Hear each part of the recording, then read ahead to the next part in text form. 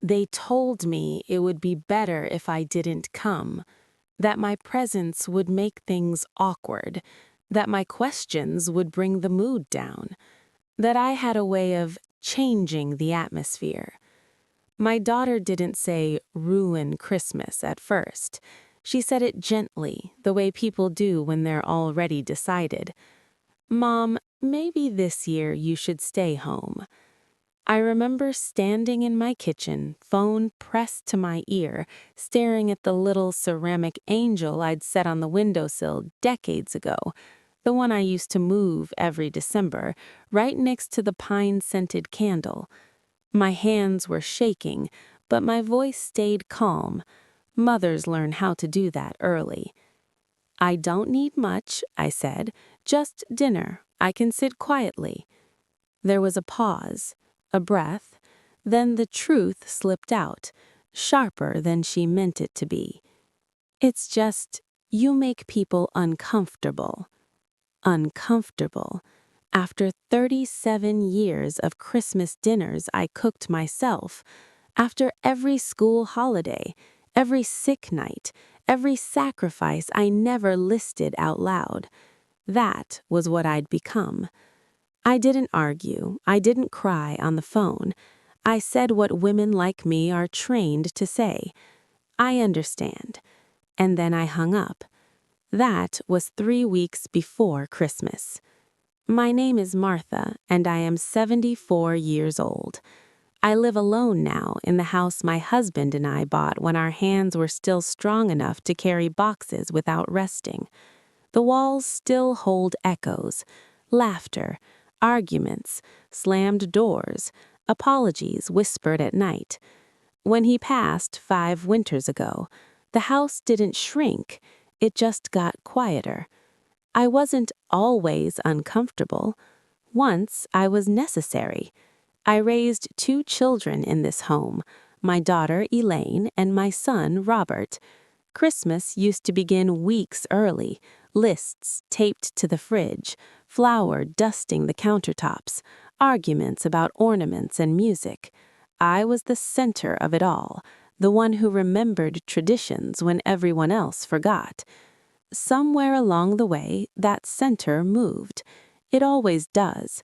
Still, I never imagined I'd be uninvited from Christmas. After the call, I sat at the kitchen table long after the tea went cold. I told myself not to make a fuss, not to read into it. They were busy. Families change, children grow. But the silence that followed was loud. No follow-up call, no "we'll visit later," no apology, just absence. I marked December 25th on my calendar anyway. Old habits die slowly. I planned a small dinner for myself, soup, bread, maybe a slice of pie from the bakery if I felt brave enough to stand in line with families buying for crowds I no longer belonged to. Then, 2 days before Christmas, something happened. The mail arrived late that afternoon, the way it often does now. I shuffled down the walkway in my slippers, wrapped my cardigan tighter against the cold. Most days, it's bills and grocery flyers. I expect nothing else. But that day, there was an envelope that didn't belong. Cream-colored, heavy paper, my name written in handwriting I hadn't seen in years. Eleanor Price, my sister-in-law. She died 9 years ago. I stood there longer than I should have, envelope shaking slightly in my hand. For a moment, I wondered if grief had finally started playing tricks on me. But the return address was real, familiar. Inside the house, I sat down slowly, like my body already knew something my mind hadn't caught up to yet. The envelope wasn't sealed. That was the first strange thing. The second was the letter inside wasn't addressed to me at all. It was addressed to Elaine, my daughter. I didn't read it right away. Mothers don't want to believe things about their children, not until the evidence presses so hard it hurts to breathe. But curiosity isn't a choice at my age. It's a reflex. I unfolded the paper, and the first line made my chest tighten. "Elaine, I can't stay silent anymore." The words blurred. I steadied myself, then kept reading. The letter wasn't angry, it wasn't dramatic, it was factual. It talked about conversations, about things said behind my back, about stories that had been repeated often enough to become truth in the wrong mouths. It talked about me, about how I was described as confused, unstable, a liability, about how my children had been telling people for years that I was difficult, that I imagined slights, that I was better off not involved, about how they'd quietly been handling things on my behalf. My hands were numb by the time I reached the paragraph about Christmas. "She doesn't know yet," the letter said, "but they've already decided she won't be there. They said it would be easier without her." I set the paper down. My heart wasn't racing. It was heavy, slow, like it was sinking through my body. Eleanor had tried to intervene once, according to the letter. She'd been brushed off, told it was for the best. She wrote that she'd kept copies of messages, emails, notes. And then came the line that made me whisper out loud to an empty room, "Someone is coming to see you." I didn't sleep that night, not because I was angry, because suddenly things made sense. The missed calls returned late, the decisions made without asking me, the way my daughter spoke to me lately, slow, careful, like I might break. They hadn't been protecting me, they'd been rewriting me. Christmas wasn't about atmosphere, it was about control. The next afternoon, there was a knock at my door. Not a polite tap, a firm one. I opened it to find a woman in her early 40s, hair pulled back tightly, coat dusted with snow. She looked nervous, determined. "Martha?" she asked. "Yes." "My name is Claire," she said. "I'm Eleanor's niece." She hesitated, then added quietly, "She told me to come, in case you didn't know the truth yet." I stepped aside and let her in, and as she took off her coat, I realized something chilling. Christmas had already happened for them. They just didn't want me there to see it. Christmas Eve arrived quietly, the kind of quiet that presses against your ears when you've been left out of the noise on purpose. I woke before dawn, not because I had somewhere to be, but because my body still remembered years of early mornings, getting roasts into the oven, wrapping gifts before anyone stirred, making magic look effortless. Old habits don't disappear just because your children decide you no longer belong in the picture. The house was cold. I pulled my cardigan tighter and made tea, standing at the kitchen window while the kettle whistled. Outside, the street was already waking up. Lights flickered on in neighboring houses. Cars started. Somewhere, laughter drifted through the air. Everyone else was preparing for Christmas, just not with me. I sat at the small table and stared at my phone. Still nothing. No apology. No, "we changed our minds."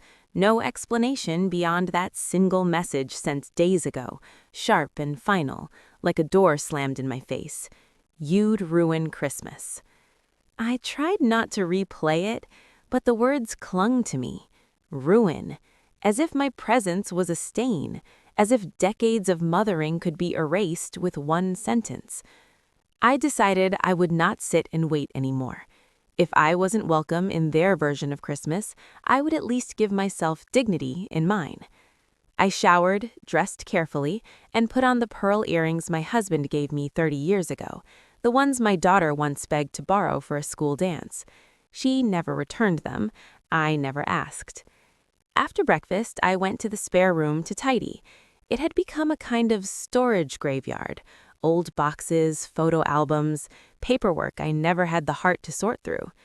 As I reached for a stack of folders on the top shelf, one thin envelope slid out and landed at my feet. It was yellowed with age, the edges soft. My name was written on the front in handwriting I hadn't seen in years. My mother's. My hands trembled as I picked it up.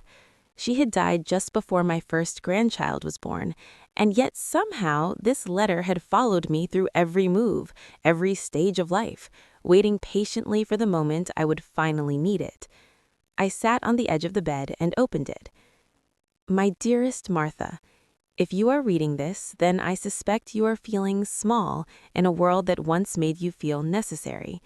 Please remember this. You were never meant to disappear just because others grew louder. Children forget, not because they are cruel, but because life teaches them to look forward instead of back. But that forgetting does not erase your worth.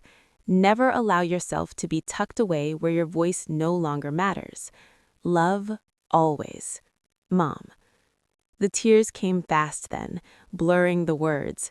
I pressed the letter to my chest and let myself cry.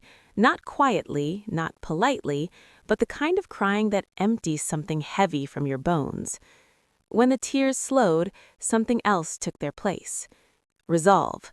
I wasn't ruining Christmas. I was being erased from it, and that was not the same thing.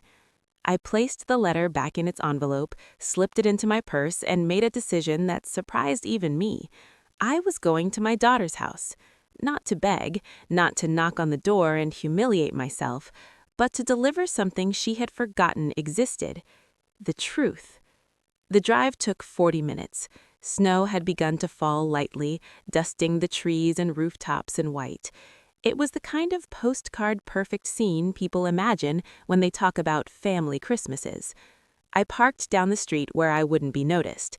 From there, I could see the house glowing with warm lights, cars lined the driveway, music drifted faintly through the cold air.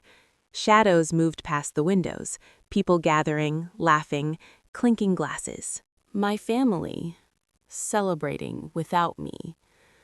I sat in the car for a long moment, heart pounding, doubt creeping in. What are you doing, Martha? They don't want you there. Then I thought of the letter in my purse, of my mother's words, of the years I spent swallowing hurt to keep the peace. I got out of the car. As I walked up the sidewalk, the front door opened. A man stepped outside, pulling on his coat. He was tall, broad-shouldered, unfamiliar. He nearly bumped into me. "Oh, sorry," he said, then frowned slightly. "Can I help you?" "Yes," I said calmly. "I'm Martha." His expression shifted, confusion, then recognition. "Oh," he said slowly, "you're her mother." "Yes." An awkward pause settled between us. "I'm Daniel," he said finally. I'm Emma's father-in-law." That surprised me. Emma was my daughter's daughter, my granddaughter, her husband's father. "We've never met," I said. He hesitated, then glanced back toward the house. "No," he said, "we haven't, though I've heard quite a bit about you." Something in his tone made my stomach tighten. "Oh?" I asked. "Yes," he said carefully. "Emma mentioned you weren't coming this year. She said it was better this way. Less stress." There it was again. Stress, ruin, burden. "I see," I said. He studied my face for a moment longer, then sighed. "I was just stepping out for some air," he said. "Would you like to walk?" I didn't know why I said yes. Maybe because, for the first time that week, someone hadn't looked at me like a problem. We walked slowly down the sidewalk, snow crunching under our shoes. "She told us you didn't enjoy large gatherings," he continued, "that you preferred being alone." I stopped walking. "That's not true," I said quietly. He turned to look at me. "I suspected as much," he said, "because people who prefer being alone don't write letters like the one you sent Emma years ago." My heart skipped. "What letter?" I asked. His brow furrowed. "The one you wrote when Emma was sick, after the surgery. You offered to move in, to help, to cook, to take care of the kids so they could rest." I stared at him. "I wrote that," I said, "but Emma told me they didn't need help." He nodded slowly. She told us you didn't want to be involved. The snow kept falling, but suddenly I felt very still. How much, I asked carefully, has my daughter told me about me? Daniel exhaled through his nose. Enough to paint a picture, he said, but meeting you now, I think that picture was incomplete. We stood there in the cold, two people connected by a family that had twisted the truth into something more convenient. I didn't come to cause trouble, I said finally. I just needed to give her something. I reached into my purse and pulled out the envelope. Daniel looked at it, then at me. A letter? He asked. Yes, I said. From my mother. I thought Emma should have it. She never knew her grandmother well. He hesitated, then nodded. I'll make sure she gets it, he said. But if you don't mind me saying this, I waited. If you don't mind me saying this, I don't think you're the one ruining Christmas. His words landed softly, but firmly. Thank you, I said. We walked back toward the house. At the door, he paused. They're about to sit down for dinner, he said. Things tend to surface at tables like that. I gave a small, sad smile. Then perhaps the truth will finally have a seat. I turned and walked back to my car. I didn't look back. That night, I sat alone in my living room with a small plate of food and the television on low. Snow continued to fall outside, blanketing the world in silence. My phone buzzed once, then again, then again. I didn't answer. For the first time in a long time, I felt something shift. Not victory, not revenge, but the quiet certainty that something I had carried for years was no longer mine to hold alone. And somewhere, around a table full of half-truths and traditions, a letter was being opened that could not be ignored. I woke up the morning after Christmas to a quiet I wasn't used to. No clatter of dishes, no forced laughter, no voices speaking over one another, pretending nothing was wrong. Just stillness, the kind that settles in when the truth has already done its work. I sat at the small kitchen table, hands wrapped around a mug of tea that had long gone cold, and for the first time in years, I didn't feel like I was waiting for permission to exist. The knock came at 9:14 a.m. Not rushed, not hesitant, firm, deliberate. I already knew who it was. When I opened the door, Laura stood there alone. No Daniel, no children, no shield of an audience. Her eyes were swollen, her coat was half-buttoned like she'd put it on without looking in a mirror. "May I come in?" she asked. I stepped aside. She didn't comment on the smallness of the house, didn't glance around like she was inspecting damage. She just stood there for a moment, breathing like someone who had run a long way and finally stopped. "I didn't sleep," she said. "I did," I replied, for the first time in years. That made her flinch. She sat at the table where I'd set an extra place out of habit, then caught herself and folded her hands instead. "I didn't mean for it to go that far," she said quickly. Things got complicated." "They always do," I said calmly, "when people build comfort on someone else's silence." Her eyes filled, but I didn't reach for her hand this time. She swallowed. "Daniel wants to talk. He didn't come because I told him this was mine to fix." I studied her face, really looked at it, the lines of exhaustion, the fear underneath the control. "Then talk," I said. She nodded. "The letter you found, I hid it years ago. I told myself it was temporary, that I'd give it to you when things settled." "They never settled," I said. "No," she admitted, "because every time you stayed quiet, it got easier to keep you there." That was the closest she'd ever come to the truth. "I was afraid," she went on, Afraid if you showed up, if people heard your stories, they'd see the cracks. In you? I asked. In us, she corrected, but mostly in me. I leaned back in my chair. So you made me the problem? Yes. The word hung between us. And the children? I asked. Her voice broke. I told them you didn't want to come, that you preferred quiet holidays, that crowds upset you. I nodded slowly. So you taught them I didn't want them. She covered her face. I didn't think they'd ever know, she whispered. But they did, because lies are heavy. Someone always drops them eventually. There was another knock. This one softer. Laura looked up, startled. I stood and opened the door. Emma and Caleb stood side by side, scarves half wrapped, cheeks red from the cold. Emma spoke first. Grandma, can we come in? My chest tightened. Yes, I said, you can. They stepped inside like they were entering a sacred space.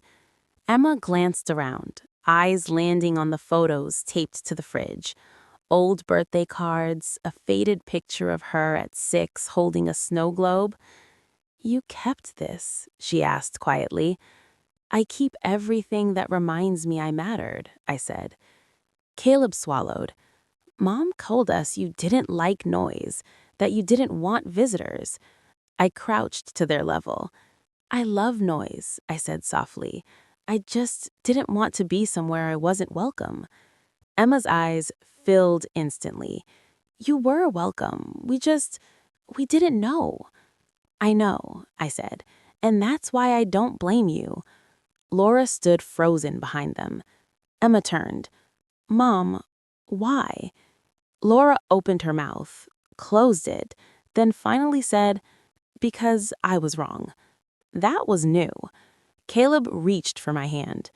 Will you come next year, even if it's loud? I smiled through tears. Only if you promise it will be. We sat together for a while, no grand speeches, no apologies that tried to erase the past, just quiet honesty. Before they left, Emma handed me an envelope. What's this? I asked. We wrote you letters, she said. Real ones, not the kind that get hidden. After they were gone, Laura lingered by the door. I don't expect forgiveness, she said, but I want you to know I see you now. I met her eyes. Seeing someone doesn't undo years of erasing them. I know. But, I added, it's a start. She nodded, tears slipping freely now. I won't speak for you anymore. Good, I said. I'm done being spoken over. When the door closed, I sat alone again, but it felt different. Later that afternoon, my phone buzzed. A message from Daniel. I'm sorry, truly. If you ever want to talk, I'll listen. I didn't reply right away. I picked up Emma's letter instead. Dear Grandma, I thought you didn't come because you didn't care. Now I know you stayed away because you were hurting. I don't want holidays without you anymore. I folded it carefully and placed it beside the others. That evening, I walked down the street where the snow had started to melt, lights still glowing faintly in windows. Somewhere, families were cleaning up wrapping paper, pretending nothing had gone wrong. But something had gone right for me. I had been uninvited, excluded, dismissed, and in that silence, the truth had finally spoken. They said I'd ruin Christmas if I came. Instead, Christmas finally told the truth without me, and for the first time in a while, I didn't disappear to keep the peace. I came back to myself, and that, I realized, was the real gift.